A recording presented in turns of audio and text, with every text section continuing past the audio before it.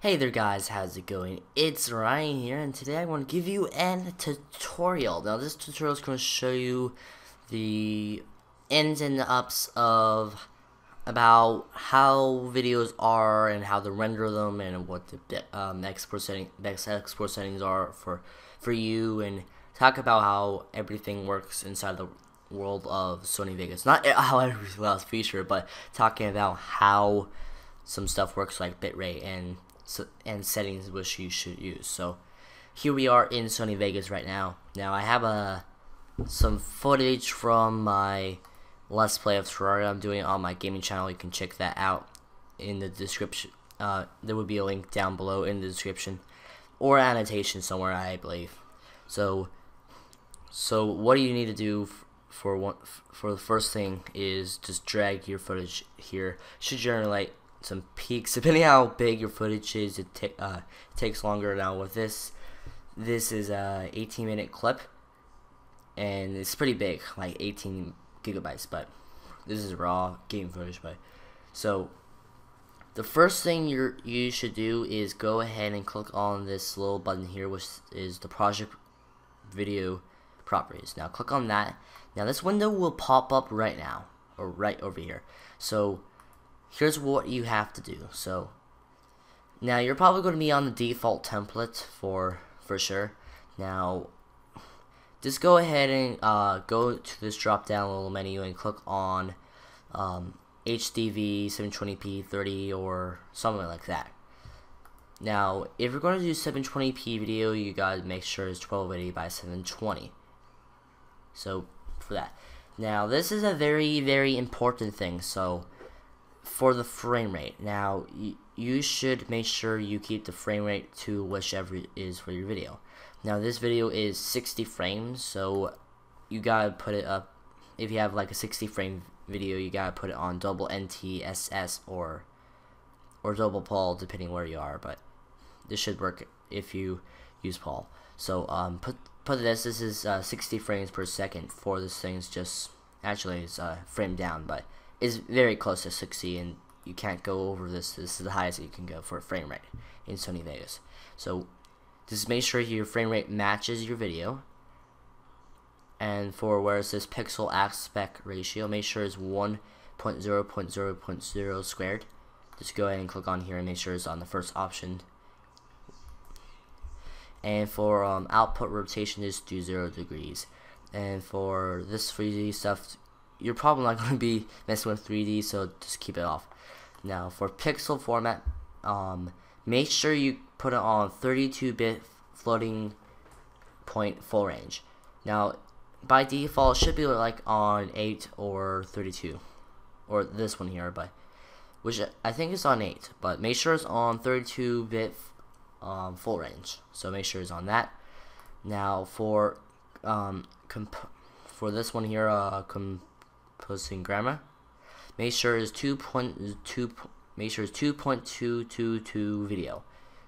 So just make it on default is linear. Just make sure it's on video. Now for full resolution render quality, make sure it's on best. And for motion blur type, it doesn't really matter which one, but just keep it on default, which is this one here. Now for this, it really does not matter what this does. I mean, I think it sort of does. I haven't experimented with this, but just keep it on that. Now do not check this box which says allow source to go with immediately just the render settings. Do not click on that. And for this, just leave it the same, and make sure you click on start all projects with these settings. Now for audio, just put it to what's your audio is going to be. For me, I'm going to do stereo, and for a number of this, just keep on 0. Now for your for your sample rate, you put it whichever you are going to have for your audio. Now I usually do 44.1, which is this right here. I mean, I'm recording in 44.1 kilohertz or whatever it is. So you might want to do 48 depending of how your video is, but I just do 44 and it works well for me. For bit depth, I do 24. And for resample and stretch quality, just make sure you put on best. Now for the others, for like ruler, assembly, audio, CD, they don't really matter. And just go ahead and apply the settings and click on OK. So once you have done that, so now here's some stuff for the video. Now inside the video, one thing which you should do is right click on your media, click on switches, and click on disable resample. Now that basically does is when you have some like blur area. So let me go ahead and try to look for it while it's on. So you can see right now, or around this sort of thing. So you can see there's a little like unfocused area, or it's a little motion blur, which is not good to have when you're doing your video, depending if it's games or whatever it is. So just remember, right click, switches to disable resampling. For some reason Sony Vegas does that, which is really weird, and I don't understand why, but hey, you always can turn it off. Now you also can do it by right clicking, click on properties, and click on disable resampling.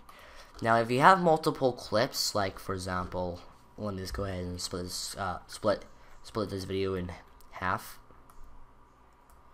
by pressing S on my keyboard. So here we have it in half. Now let's just pretend this clip here already. Let's just pretend this clip already didn't have like smart resampling on. So if we have two clips, just go ahead and select the video by holding down Shift or Control, but Shift's faster. Now once you select both of them, right click on them and click on disable resample. Now there should be like a little dot for smart resample, but just click on disable resampling. So smart resampling is now off.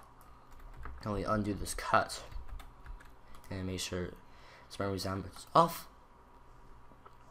Now you can just go ahead and edit your videos however you like.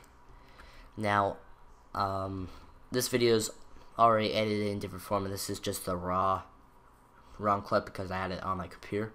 So just edit it, make it better, whatever your clip is, and you can do any of these, and you can do video effects or whichever you like to edit.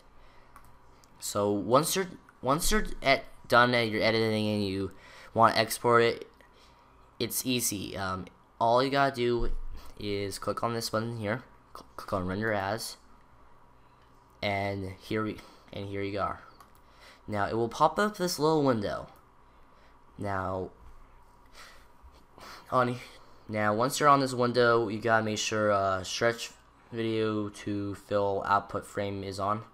I mean, most of the time this doesn't really matter actually, but sometimes I have it on, sometimes I have it off. I don't know why I have it on, but I just keep it on. And make sure you click on save project markers in media file. And after that, you gotta go ahead and where it says save as type, click on it and look for Sony AVC. This one here, Sony AVC / MVC.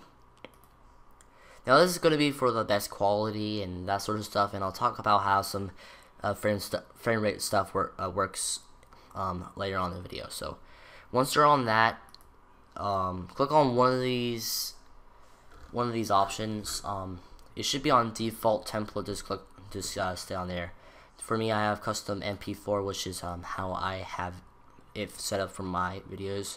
So just click on default template, click on customize. So this window here will pop up. Now next you gotta do is where it says in this little video tab right here, make sure you're on that, and where it says video format, make sure that is AVC. For frame size, make sure that is 1280 by 720 if you're doing 720p. If you're doing 1080p, make sure it is going to be 1920 by 1080, and make sure it matches your project settings. So if you're doing 1080p, editing 1080p video, just make sure the in the project settings that they are, and in here they are too. And for profile, make sure it's baseline. For this encoding, just make sure it is CABAC. And for frame rate, make sure it matches your project's one. So in this case, is 59.940, which is basically 60 frames per second, or as close to that. Now, make sure you have this unchecked, allow source to adjust frame rate. Do never have that check ever. That will decrease the video's quality, I believe, or make it not as good as it should be. Now, field order, make sure it's not non-progressive scan. And for pixel aspect ratio, make sure it's 1.0.0.0. That should be on by default, and should be the only option there. Now for bit rate, now this is a very important thing. So for bit rate is basically how the quality is. The higher the bit rate is, basically the higher the quality is, plus the file size. Now, so depending on what media you have, you will have sort of different bit rates for some stuff. Now, if you're doing like video from, let's just say, for example, from a camera, like doing unboxing or just shooting some outdoor stuff or something with your camcorder or some sort of camera you use to record video, which is real life video, you would have this to 7 million, which is 7,000,000, or 8 million. Now 7 does a really nice job for what it is. Sometimes I go 8, but most of the time I go 7 for the maximum bit rate for some stuff. Now if you're going to do, like, let's just say some game stuff, like for example maybe COD or some games like from a Hauppauge HD PVR, now you would probably want to have it to be at 7 million, which is basically 7 megabytes, or 8. Now make sure you have that to 7 or 8 if you're going to do something like from Hauppauge HD PVR.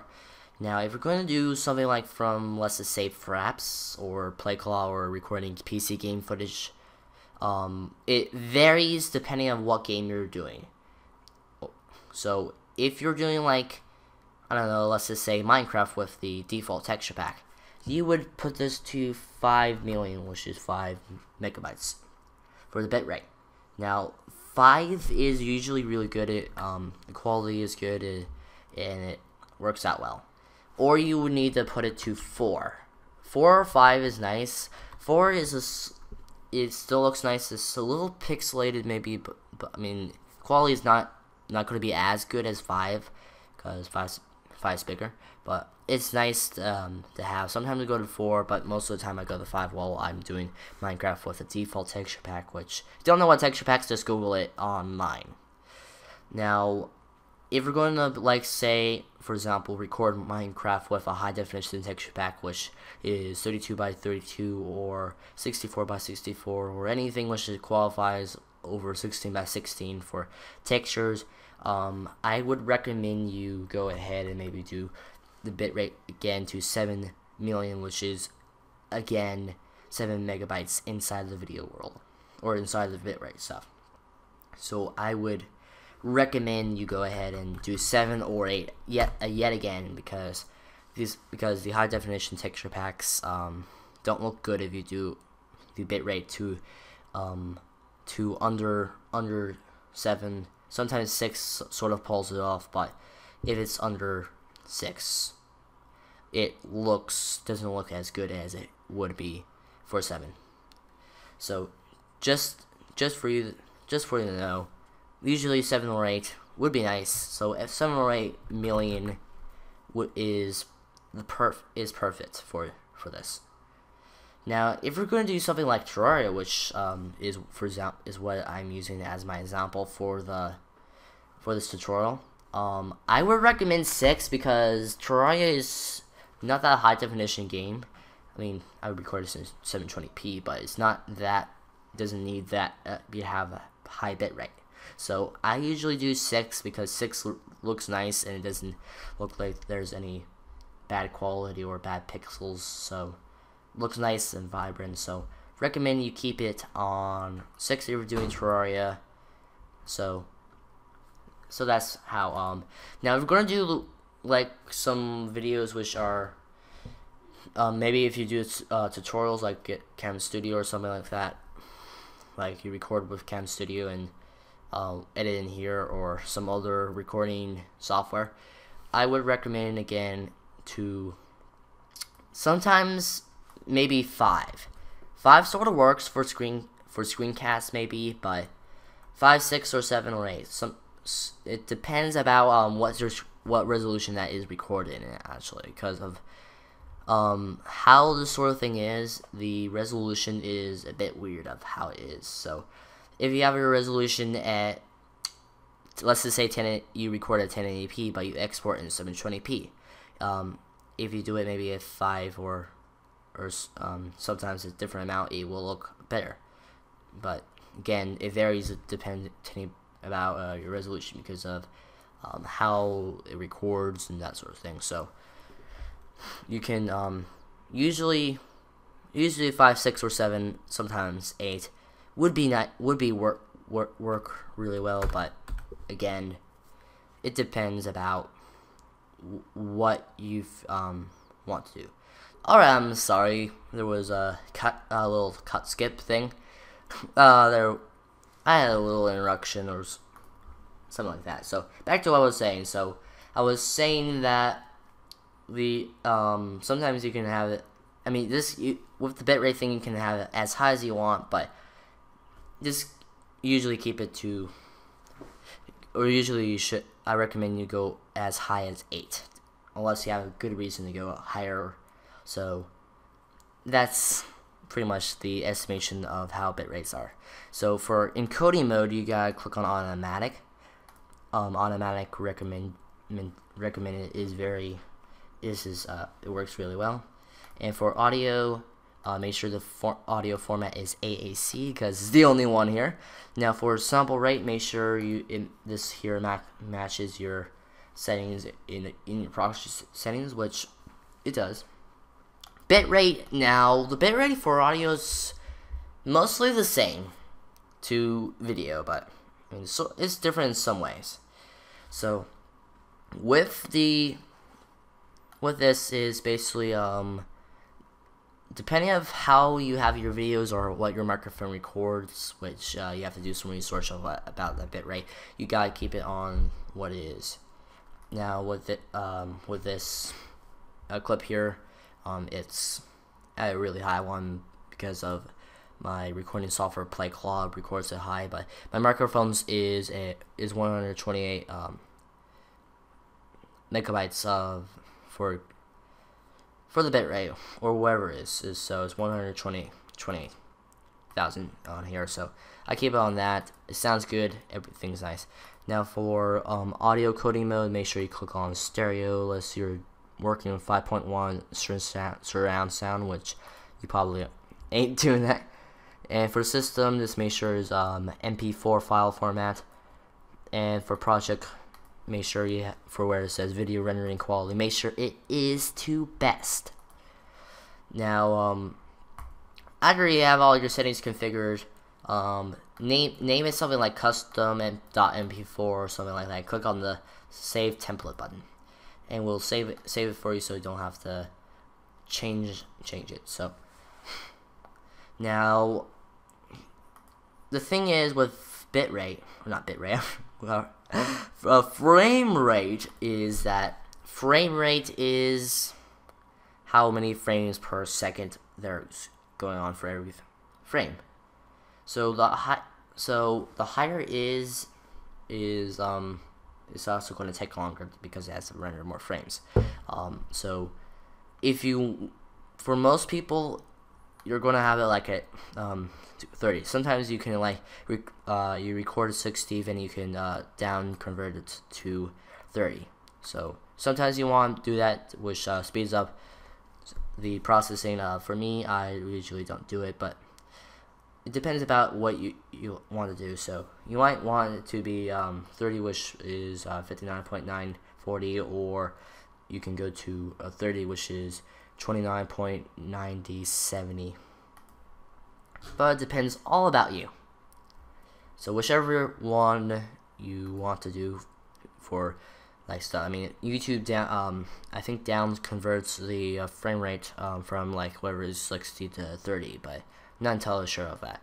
So make sure you can put whichever you want. I mean, whichever you're feeling. I recommend just keep it as same as the video you have which recorded, which most of them, like from video cameras, are going to be at 30 frames per second, so should keep it at 30. But after that, you can just go ahead and save your video to whichever, and just click on save, and depending on how fast your computer is, it's going to render it out.